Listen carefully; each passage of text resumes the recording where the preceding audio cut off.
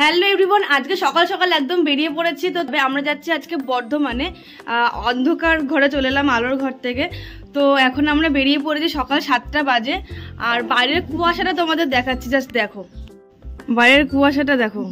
সকাল 7টা বাজে, রোদ্দুরের নাম নেই, বাইরের কুয়াশা। চলো বেরোনো যাক, অনেকটা দেরি হয়ে গেছে। আমার জুতো কোথায়? এই যে আমরা এখানে 4 জন যাচ্ছিলাম, আমি, দাদা আর বৌমনি, আর দিদি ওটা ছিল বারাসাত থেকে। আমার আসছি, চলো। এটা হলো আমাদের বাড়ির সামনের মাঠ, যেখানে সব ধরনের পুজো হয়। আর অনেকটা দূরে যাচ্ছিলাম, সেই জন্য ঠাকুরের আশীর্বাদটা নিয়েই আমরা বেরিয়ে পড়লাম। বাড়ির থেকে বেরিয়ে আমরা চলে গেছিলাম হেলা বটতলা। তার সেইখানে তো বাসের জন্য অনেকটা ওয়েট করতে হয়েছিল, দিদিও ততক্ষণ এসে পৌঁছে গেছে। বাসে প্রায় 1 ঘন্টা জার্নি করার পর আমরা 8টা 5 নাগাদ চলে গেছিলাম ব্যারাকপুর স্টেশন। আর এই পুরো শীতে মনে হয় প্রথমবার যেদিনকে আমি এত সকাল সকাল ঘুম থেকে উঠে আবার এত দূরে চলে এলাম। আমাদের ট্রেন আছে 8টা 45 নাগাদ, আর আমরা অনেকটা সকাল সকাল পৌঁছে গেছি। ফার্স্ট টাইমের জন্য যাচ্ছি বর্ধমান, আর বর্ধমানে দাদার বিয়ের তত্ত্বের কেনাকাটি করতে যাচ্ছি। তো প্রথমবার বর্ধমান যাচ্ছি, আর প্রথমবার হচ্ছে এরকম পাবলিক প্লেসে ব্লগিং করছি। তো কীরকম কি করতে পারছি, ঠিকঠাক পারছি কি না তোমরাও একটু জানো। একটু অকওয়ার্ড ফিল হচ্ছে, তার কারণ লোকজন একটু একটু তাকাচ্ছে। তো যাই হোক, ইগনোর ইট। আর সকাল 6:30টার দিকে বেরিয়েছি, 7টা এখন বাজে 8টা প্রায়, আর 9:45 নাগাদ ট্রেন আছে আমাদের। তো অনেকটাই সময় পেয়েছি। আমরা ভেবেছিলাম হয়তো আমাদের লেট হবে আসতে, তো সেটা হয়নি। তো চলো যাওয়া যাক। আর কি কি শাড়ি কিনছি না কিনছি সেটা তোমাদের সাথে অবশ্যই শেয়ার করবো। চলো টাটা।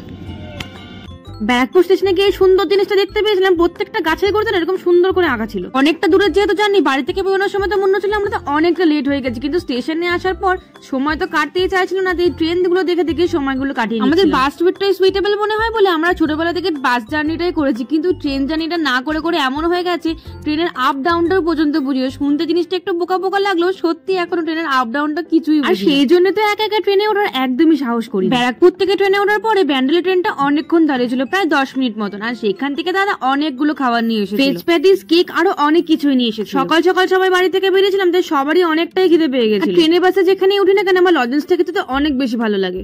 এতক্ষণ বাস জার্নি করার পর 3 ঘন্টা যে ট্রেনে কি করে কাটাবো সেটাই বুঝতে পারছি। কিন্তু সেখানে যাওয়ার জন্য আমরা এতটাই এক্সাইটেড ছিলাম যে ট্রেনে ওঠার পর কখন যে 11টা বেজে গেছে আমরা বুঝতে। আমাদের সফরের মাত্র আর 1 ঘন্টা বাকি ছিল, মানে 12টার সময় আমাদের নামার কথা। দিদি ফেসবুক থেকে দোকানটা খুঁজে বার করে দিদির বিয়ে কেনাকাটিতে। তোমরা যারা যারা এই দোকানটায় আসবে, তোমাদের এখানে লোকেশনটা একবার বারাসাত থেকে যারা আসতে চাইছো তারা বারাসাত থেকে ব্যারাকপুর হয়ে ট্রেন ধরে আসবে। কাটোয়া লোকালটা ধরেছিলাম কারণ এটা একটু ফাঁকা ফাঁকা। আর যারা হাওড়ার দিকে থাকো তারা হাওড়া থেকে ট্রেনটা ধরে। ট্রেন লাইনের ব্যাপারে আমিও যদি অতটা কিছু বুঝি না, তবে যেটুকু আমি বুঝি সেইটুকুই তোমাদের বোঝানোর চেষ্টা করি। প্রথমে তো আমরা উঠে জানলা ধারে সিটটা পাইনি, কিন্তু তারপরে জানলা ধারে সিটটা পেয়ে তোমাদের ভালো করে ভিউটা দেখাতে পারলাম। দুদিক দিয়ে না শুধু জমি আর জমি দেখা যাচ্ছিল, ফাঁকা মাঠ আর ফাঁকা মাঠ। কত যে চাষ হয় এখানে তার কোনো ঠিক ঠিকানাই নেই। শুধু এখানে চাষ নয়, আশেপাশে না অনেক নার্সারি এখানে ছিল, কিন্তু জানলা ধারে সিটটা পেতে যেহেতু একটু দেরি হয়ে গেছিল, তাই জন্য তোমাদের নার্সারিটা দেখিয়ে উঠতে পারিনি। সো ফাইনালি 3 ঘন্টা জার্নি করার পরে আমরা ব্যারাকপুর থেকে চলে এলাম এখন দাইহাট, এটা স্টেশনের নাম।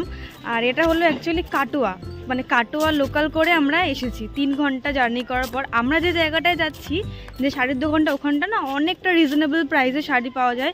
মেনলি শাড়ি হচ্ছে শান্তিপুরে, কিন্তু শান্তিপুর আমরা যাইনি, আমরা এসেছি বর্ধমানের কাছাকাছি কাটোয়াতে। তো এইখানে অনেক রিজনেবল প্রাইসে শাড়ি পাওয়া যায়, আর তোমাদের সেটাই দেখাবো। কিন্তু ব্যাপারটা হলো যে কেউ ডাকছে না, কিন্তু ব্যাপারটা হলো যে শাড়ির দোকানের নামটা তোমাদের এখন এক্সপোজ করব না। তো চলো ফাইনালি ওখানে যাই, তারপরে দেখাচ্ছি। খুব ফেমাস, ফেসবুকে খুবই পপুলার শাড়ির দোকানটা। তো চলো ওইখানে গিয়ে তোমাদের শাড়ির দোকানটা দেখাচ্ছি, আর দেখাচ্ছি কি কি শাড়ি আমরা নিচ্ছি।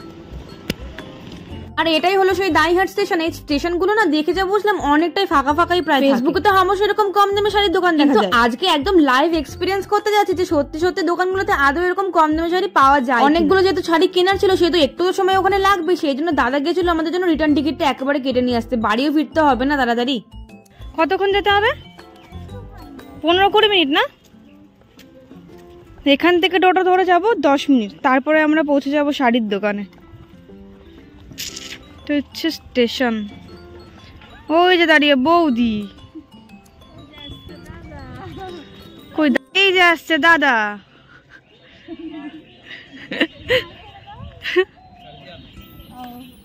দিদি যেমনটা বলেছিল প্রায় 10 মিনিট লেগেছিল আমাদের শাড়ির দোকানটা আসতে, আর আমরা এসেছিলাম পাপাই শাড়ি হাউস। আর এইসব শাড়ির দোকানে না নিজস্ব ম্যানুফ্যাকচারিং থাকে, সেই জন্যই দোকানগুলোতে এত কম দামে শাড়ি দিতে। অনেকগুলো শাড়ি কেনা হয়েছিল, তাই অনেকটাই সময় আমাদের লেগে গেছিল। ভিডিওতে তোমরা যে শাড়িগুলো দেখতে পাচ্ছ না সেই শাড়িগুলোই আমরা নিয়েছি, কিন্তু আমরা না অনেক শাড়ি দেখেছিলাম, সব কটা যদি তোমাদের দেখাতাম তাহলে ভিডিওটা আজকে অনেকটাই লম্বা হয়ে যেত। যারা বয়স্করা ছিলেন তাদের জন্য এই শাড়িগুলো নেওয়া হয়েছে। হাতের শাড়ি তো আমরা দেখছিলাম, কিন্তু তার পাশে না আমার চোখ পড়ে গেছিল এই কাঁথা স্টিলের শাড়িটার উপর। আর এইখানে গিয়ে যা বুঝলাম, এখানে গিয়ে তুমি দামি থেকে কম দামে সব ধরনের শাড়ি পেয়ে যাবে। এখানে কিন্তু 150 টাকা 175 টাকারও শাড়ি ছিল, কিন্তু দামটা যেরকম কম ছিল সেরকম কোয়ালিটিটাও কিন্তু অনেকটাই ডাউন ছিল। এই শাড়িগুলো দেখতে বেশ ভালো ছিল, এই শাড়িগুলো আমরা নিয়েছিলাম, আর এইগুলোর দাম নিয়েছিল প্রায় 450 টাকা। শাড়ির ভ্যারাইটি এখন প্রচুর বেরিয়ে গেছে, আর অনেক শাড়ি অনেক নামে পাওয়া যেত, সব শাড়ির নামগুলো আমরা ঠিক মনে নেই। তবে যাই হোক, দোকানের ডেকোরেশনটা কিন্তু বেশ ভালো ছিল। আর যখন তুমি দেখবে তোমার কাছে শাড়ি বলো বা অন্য কোনো জিনিস বলো, তার প্রচুর অপশন তোমার কাছে থেকে যায় না, তখন দেখবে সেটা চয়েস করাটা অনেকটাই টাফ। আমাদের অবস্থাটা না ঠিক তাই হয়েছিল, যাওয়ার সঙ্গে সঙ্গে এতগুলো অপশন দেখেছিলাম যে চয়েস করতে অনেকটাই সময় লেগে গেছিল। আর আমাদের দিয়ে দিয়েছিল এরকম সুন্দর, অনেকটা বেলা হয়ে গেছিল বলে আমি আর চাটা নিই। আর আমরা যে লোকেশনে গেছিলাম না, মনে হয় না ওর আশেপাশে আর কোনো অন্য শাড়ির দোকান আছে। এই ডুয়েল টোনের যে শাড়িগুলো নতুন বেরিয়েছে না, এই শাড়িগুলো দেখতে এখন বেশ ভালো লাগে। এই শাড়িটার দাম তো ওখানে প্রায় 900 টাকা। তবে আমি ওখানে গিয়ে যে এক্সপিরিয়েন্সটা করেছিলাম না, সেটা তোমাদের সাথে অল্প করে একটু শেয়ার। তোমরা যদি শাড়ির দোকানের আশেপাশ থেকে যাও তাহলে ঠিক আছে, কিন্তু তোমরা যদি এতটা দূর থেকে যাও আমাদের মতন, তাহলে একটা দুটো বা তিনটে চারটে শাড়ি কেনার জন্য ওখানে শাড়ি তো কম দামে পাওয়া যাচ্ছিল, কিন্তু কোয়ালিটিটা না অনেক ডিফারেন্স। ওই যে বলে না, যেমনটা গুড় দেবে ঠিক তেমনটা মিষ্টি হবে, ঠিক সেরকম। কিন্তু তোমরা যদি অনেকগুলো শাড়ি কিনতে চাও, যেরকম 13টা 14টা 15টা বা বিয়ের তত্ত্বের কেনাকাটি করতে চাও, তাহলে তোমরা যেতে পারো। কিন্তু বাইরে যেরকম শাড়ির দাম আছে, সেখান থেকে মনে হলো এখানে 100 200 বা 300 টাকা করে প্রত্যেকটা শাড়ির পিছু দাম কম। আর এইগুলো ছিল ডিজাইনার শাড়ি, যেগুলো দামই প্রায় শুরু হয়েছিল 1050 টাকা। তত্ত্বের সম্মত জিনিস কেনাকাটি করার পর আমরা তো চলে গেছিলাম উপরে বেনারসি কাউন্টারের। এখানে অনেকগুলো বেনারসি দেখে ফেলেছিলাম, তাও তো আমাদের কিছু পছন্দই হতো। আমাদের তারপর যাও পছন্দ হলো, তার মধ্যে আমরা ভীষণ কনফিউজ ছিলাম যে কোনটা নেবো আর কোনটা নেবো। 1000 টাকা থেকে বেনারসির দাম শুরু হলো, এখানে কিন্তু অনেক রেঞ্জেরই বেনারসি ছিল, প্রায় 6000 টাকা। কেনাকাটি করে তো আমরা ওখান থেকে ঝটপট বেরিয়ে গেছিলাম, কারণ আমাদের অনেকটা দেরি হয়ে গেছিল সবকিছু চুজ করতে করতে। আর এই যে আমাদের কেনাকাটি হয়ে গেছিল, অনেকগুলো শাড়ি কেনা হয়েছিল, তাই একটু লাগেজ হয়ে গেছিল। কেনাকাটি কমপ্লিট করে সোজা চলে এসেছি খেতে। ভীষণ খিদে হয়ে গেছে, যে দাদার পেটে ছুঁচোর ডন মারছে, বৌদির খিদে পেয়ে গেছে, আমার দিদি সবার খিদে পেয়ে গেছে।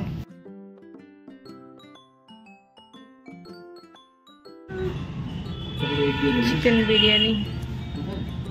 আর খাওয়ার দোকান খুঁজতে খুঁজতে আমাদের এতটাই দেরি হয়ে গেছিল যে আমাদের ঝটপট করে খেতে হতো, নাহলে আমরা ট্রেনটাই পেতাম না বাড়ি যাওয়ার জন্য। দুপুরের টাইমে আমাদের কাছে বিরিয়ানিটাই বেস্ট মনে হয়েছিল খাওয়া। সেই সময় এতটাই খেতে পেয়েছিল, বিরিয়ানি ছাড়া যদি অন্য কোনো খাবারও পেতাম না, সেটাই অনেকটাই ভালো। তবে তখন বিরিয়ানি খাওয়াটা আমাদের সার্থক হয়েছিল, কারণ বিরিয়ানির টেস্টটা সেদিনকে অনেকটাই ভালো লেগেছিল। আর তারপরে যা হলো, আমরা খাওয়া দাওয়া কমপ্লিট করে যেতে যেতে ট্রেনটা প্রায় তো ছেড়েই দিচ্ছিল। ট্রেন জার্নি করে যে এক্সপিরিয়েন্স হলো, যে বুঝলাম যতগুলো হকার, ওটা প্রত্যেকটা হকারের থেকে যদি তোমরা একটা করেও জিনিস নাও না, তোমাদের 2000 টাকা তো খুশবেই পকেট। একটা অয়েল ব্রাশ তো আমিও কিনে নিয়েছিলাম। আমরা এতটাই টায়ার্ড ছিলাম যে এতটা বোর লাগছিল, সময় কাটতেই চাইছিল না, তাই আমরা লুডো খেলে নিয়েছিলাম। সত্যি বলতে লুডো খেলার আইডিয়াটা না বেশ ভালোই কাজে দিয়েছিল, কারণ লুডো খেলতে খেলতে কখন যে আমরা পৌঁছে গেছিলাম আমরা বুঝতে পারিনি। আমরা আবারও পৌঁছে গেছিলাম ব্যারাকপুর স্টেশনে, সেখান থেকে অটো, তারপরে বাস, তারপরে আমরা গিয়ে বাড়ি পৌঁছে। স্টেশনে আমরা পৌঁছেছিলাম প্রায় 7টা 5-10 না, আর বাড়ি ফিরতে ফিরতে তো অনেকটা রাত হয়ে গেছিল, প্রায় 8:30টাই বেজে। সকাল সকাল ঘুম থেকে উঠে আমরা এতটা জার্নি করার পর সবাই অনেকটাই টায়ার্ড ছিলাম। তো আজকের ভিডিওটা এই পর্যন্ত। ভালো লাগলে ভিডিওটা লাইক শেয়ার এন্ড সাবস্ক্রাইব করে দিও। তো টাটা।